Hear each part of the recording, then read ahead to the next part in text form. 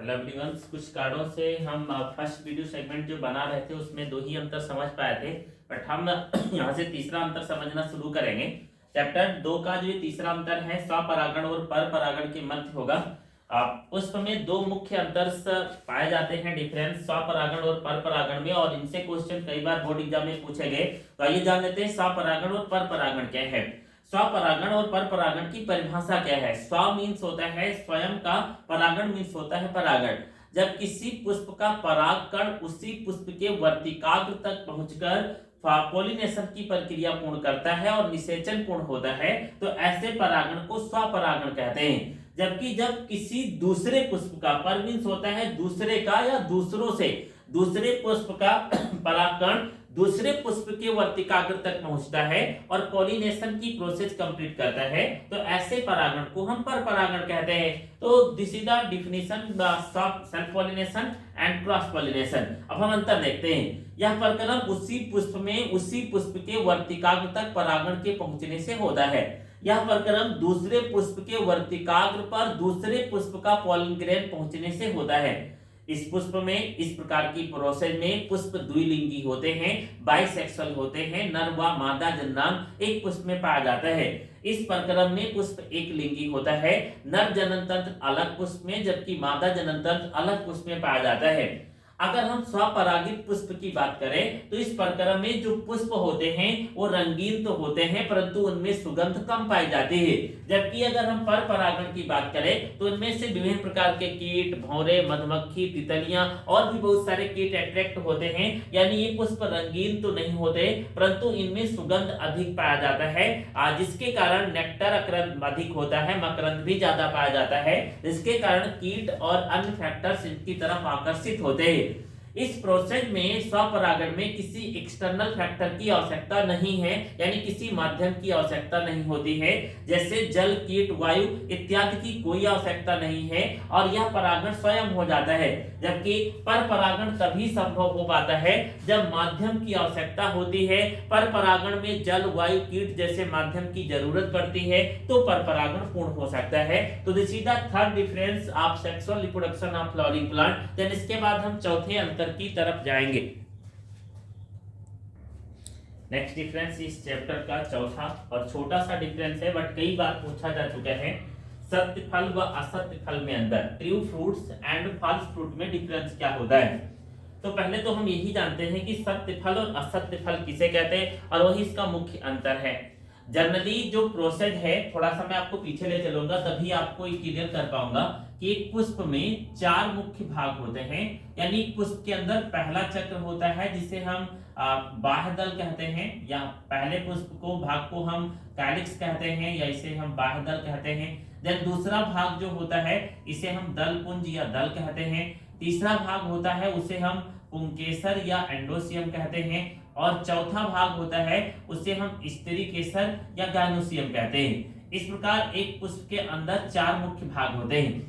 इसके अलावा स्त्री केसर का तीन भाग और बढ़ जाता है। एक को वर्तिका कहा जाता है, अभी मैंने समझाया था, और दूसरे को वर्तिकाग्र कहते हैं, यानी वर्तिकाग्र देन वर्तिका, और देन इसके बाद में तीसरा मुख्य हिस्सा जो होता है उसे हम अंडाशय कहते हैं। अब अगर हम बात करेंगे फर्टिलाइजेशन की तो निषेचन अंडाशय में होता है। अंडाशय के अलावा अधिकतर पुष्पों में बाह्य दल सूखकर नष्ट हो जाता है, दल भी नष्ट हो जाता है, पुंकेसर भी समाप्त हो जाता है, वर्तिका भी नष्ट हो जाती है और वर्तिकाग्र भी नष्ट हो जाता है, और जो पूरा का पूरा अंडाशय होता है यह फल में कन्वर्ट हो जाता है, यह गूदेदार हो जाता है, मांसल हो जाता है।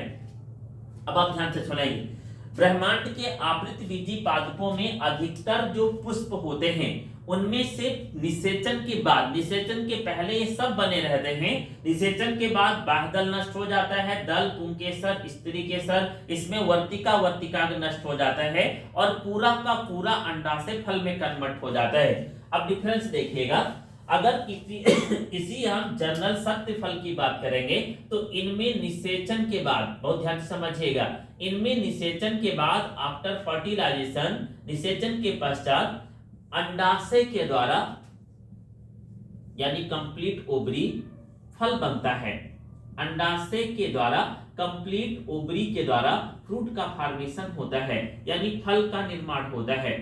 अब मतलब ये है कि जो सत्य फल होता है उसका निर्माण पुष्प के केवल अंडाशय से होता है, ये ध्यान रखेंगे। निषेचन के पश्चात, निषेचन के बाद पूरा का पूरा अंडाशय मांसल हो जाता है, न्यूट्रेटिव हो जाता है और फल का निर्माण करता है, जिसे सत्य फल कहा जाता है। जबकि कुछ पादप ऐसे भी हैं ब्रह्मांड में जिनमें निषेचन के बाद बाह्य दल, दल, पुंकेसर, स्त्री केसर और भी भाग होते हैं, पुष्पासन, ये सभी मिलकर फल में कन्वर्ट हो जाते हैं और एक मांसल फल बना लेते हैं। तो यानी निषेचन के बाद, यहाँ देखें सेकंड डिफिनीशन का क्या आ रहा है, निषेचन के पश्चात या निषेचन के बाद कंप्लीट फ्लावर यानी पूर्ण फ्लावर। कंप्लीट फ्लावर की अगर हम बात करें तो इसमें आ जाएगा, देखें सबसे पहले तो बाह्य दल होगा, देन इसके बाद में दलपुंज होगा, देन इसके बाद में पुंकेसर होगा, देन इसके बाद में स्त्री केसर होगा, बाह्य दल, दल, पुंकेसर, स्त्री केसर, देन इसके बाद में स्त्री केसर के भी 3 हिस्से हैं, वर्तिका, वर्तिकाग्र, अंडाशय, और देन इसके बाद एक संरचना और पाई जाती है जिसे पुष्पासन कहते हैं। इतनी संरचनाएं संयुक्त रूप से मिलकर निषेचन के बाद बाह्य दल, दल, पुंकेसर, स्त्री केसर, पुष्पासन संयुक्त रूप से एक साथ मिलकर पुष्प बनाते हैं, यानी पुष्प में कन्वर्ट हो जाते हैं। तो ऐसे पुष्प को हम असत्य फल, ऐसे फ्लावर्स पर, ऐसे फ्रूट को हम मिलकर फल बनाते हैं, ऐसे फल को असत्य फल कहते हैं। आपको अंतर समझ में आ रहा होगा। अगर कोई फल, किसी भी फल का निर्माण निषेचन के पश्चात केवल अंडाशय से होता है तो वह सत्य फल है। जबकि अगर निषेचन के पश्चात कोई भी फल बाह्य दल, दल, पुंकेसर, स्त्री केसर, पुष्पासन इन सभी के फ्यूजन के द्वारा बनता है तो ऐसे फल को हम असत्य फल कहते हैं। उदाहरण देख लीजिए, अगर हम बात करें सत्य फल की तो सत्य फल का उदाहरण आम होगा, बेस्ट एग्जांपल एक ही में दे रहा हूं और आपके ब्रेन में रहना चाहिए। जबकि अगर हम असत्य फल का उदाहरण देखें तो सेब होगा, और एक एग्जांपल और होगा सेब व नाशपाती, पियर व मुख्य रूप से एप्पल असत्य फल के उदाहरण हैं, जबकि आम मुख्य रूप से सत्य फल का उदाहरण होता है। तो दिस इज डिफरेंस बिटवीन ठीक है true fruits and false fruits, सत्य फल तथा असत्य फल में अंतर। नेक्स्ट डिफरेंस देखेंगे इस चैप्टर का लास्ट और चौथा डिफरेंस है जो मोस्ट इंपोर्टेंट भी है, परागण व निषेचन में अंतर, यानी difference between pollination and fertilization. Difference between pollination या फर्टिलाइजेशन क्या है इसको देख लेते हैं।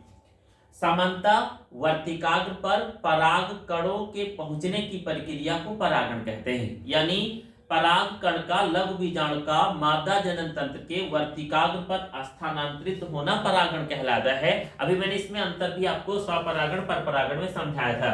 निषेचन क्या है, जब नर व मादा युग्मक की कोशिकाएं या नर व मादा युग्मक एक साथ संलयित होते हैं तो उसे हम निषेचन कहते हैं। तो पहला अंतर देखेंगे, यह प्रक्रिया या यह प्रोसेस,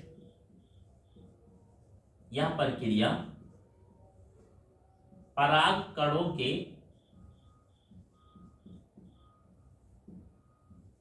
वर्तिकाग्र तक, यह प्रक्रिया पराग कणों के वर्तिकाग्र तक पहुंचने को कहते हैं, यानी इस प्रक्रिया में पराग कण वर्तिकाग्र तक पहुंचने को कहते हैं, यानी पहुंचते हैं। क्लियर? इस प्रक्रिया में वर्तिकाग्र तक परागकण पहुंचते हैं। इस प्रक्रिया में नर व मादा युग्मक का, नर व मादा युग्मक का संलयन होता है, यानी बोथ गैमीट्स मेल और फीमेल ये दोनों संलयित होते हैं तो वह प्रक्रिया निषेचन कहलाती है। यानी फर्स्ट प्रोसेस में, पहली प्रक्रिया में इसमें वर्तिकाग्र पर ठीक है परागकण पहुंचते हैं और इस प्रक्रिया में मेल और फीमेल गैमीट्स का फ्यूजन होता है। अगला अंतर देखेंगे, इस प्रक्रिया में यानी परागण में 2 प्रकार होता है। एक को अभी मैंने पढ़ाया था कि स्वपरागण कहते हैं, यानी यह 2 प्रकार का होता है। एक कहलाता है स्वपरागण और जबकि दूसरा कहलाता है परपरागण। या दो प्रकार का होगा, जिसे हम स्वपरागण और परपरागण कहते हैं। जबकि अगर हम बात करें निषेचन की, तो आवृत बीजी में यह भी दो प्रकार का होता है। पहला कहलाता है निषेचन यानी फर्स्ट फर्टिलाइजेशन या निषेचन, जबकि दूसरा प्रकार कहलाता है द्विनिषेचन। दूसरा अंतर देखिएगा, यह प्रक्रम ठीक है दो प्रकार का होता है, स्वपरागण व परपरागण, जबकि निषेचन भी दो प्रकार का होता है, जिसे हम ठीक है निषेचन व द्विनिषेचन कहते हैं। अगला अंतर देखेंगे, अगर हम बात करेंगे परागण की, तो यह परक्रम में यानी पॉलिनेशन में अगर परपरागण होता है तो इसमें माध्यमों की आवश्यकता होती है, यानी इस परक्रम में बाह्य माध्यम की एक्सटर्नल फीचर्स की बाह्य माध्यम की आवश्यकता होती है। इस प्रक्रम में बाह्य माध्यम की आवश्यकता होती है।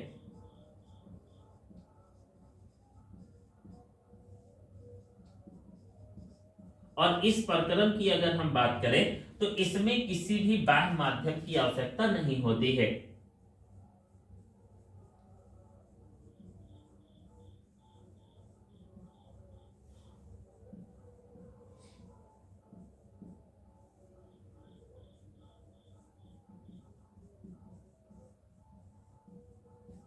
नेक्स्ट अगला देख लेंगे, यह जो प्रोसेस है परागण की, यह प्रक्रिया बीजांड के बाहर होती है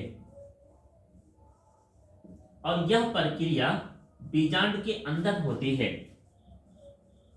ओव्यूल के अंदर होती है। ठीक है, तो this is the difference between ठीक है पॉलिनेशन एंड फर्टिलाइजेशन। एक बार रिवाइज करते हैं। परागण में इस प्रक्रिया में परागकण वर्तिकाग्र तक पहुंचते हैं। इस प्रक्रिया में नर व मादा युग्मकों का संलयन होता है। यह प्रक्रिया दो प्रकार की होती है, जिसे स्वपरागण और परपरागण कहते हैं। यह प्रक्रिया भी दो प्रकार की होती है, जिसे निषेचन और द्विनिषेचन कहते हैं। इस प्रक्रिया में ठीक है इस प्रक्रम में बाह्य माध्यम की आवश्यकता होती है, जैसे जल वायु कीट। इस प्रक्रम में किसी एक्सटर्नल फीचर्स बाह्य माध्यम की आवश्यकता नहीं होती। यह कंप्लीट प्रक्रिया पहले बीजांड के बाहर होती है और यह कंप्लीट प्रक्रिया बीजांड के अंदर होती है। तो ये मैंने आपको 5 अंतर समझा दिए हैं चैप्टर 2 के, जिनमें से एक ना एक अंतर बोर्ड एग्जाम में पूछा जाएगा। ये वीडियो सेगमेंट कट गया था, इसलिए आपको ये 2 वीडियो में मिलेगा, बट ध्यान रखिए ये आपको 100% तैयार हो जाना चाहिए, क्योंकि यह आपके बोर्ड एग्जाम 2023 का 3 नंबर हो सकता है, 5 नंबर भी हो सकता है। इसलिए यह पांचों अंतर आप अच्छे से पढ़ ले। आपसे बार बार रिक्वेस्ट और निवेदन रहेगा और इसे 100% तैयार कर ले। इसके अलावा अगर आपको ठीक है ये वीडियो सेगमेंट समझ में आ रहा है, इस समय मैं देख पा रहा हूं कि ज्यादातर विद्यार्थी प्रैक्टिकल एग्जाम में बिजी थे। प्रैक्टिकल एग्जाम आपका जल्दी समाप्त हो रहा है और आप लगातार इन 16-17 दिनों में फरवरी में अच्छे से प्रिपरेशन करते रहे। तो अगर आपको वीडियो सेगमेंट समझ में आ रहा है, पसंद आता जा रहा है, तो आप कृपया लाइक जरूर किया करें, सब्सक्राइब जरूर किया करें, आपसे निवेदन रहेगा, और अधिकतम शेयर किया करें। और वीडियो सेगमेंट जो भी आपको नोटिफिकेशन मिले, इस समय का एक एक वीडियो बहुउपयोगी है, क्योंकि मैं अब केवल उन्हीं टॉपिकों पर वीडियो बना रहा हूं कम दिनों में जो बोर्ड एग्जाम के लिए इंपॉर्टेंट है। तो उसे आप अवश्य देखा करें। थैंक यू, धन्यवाद।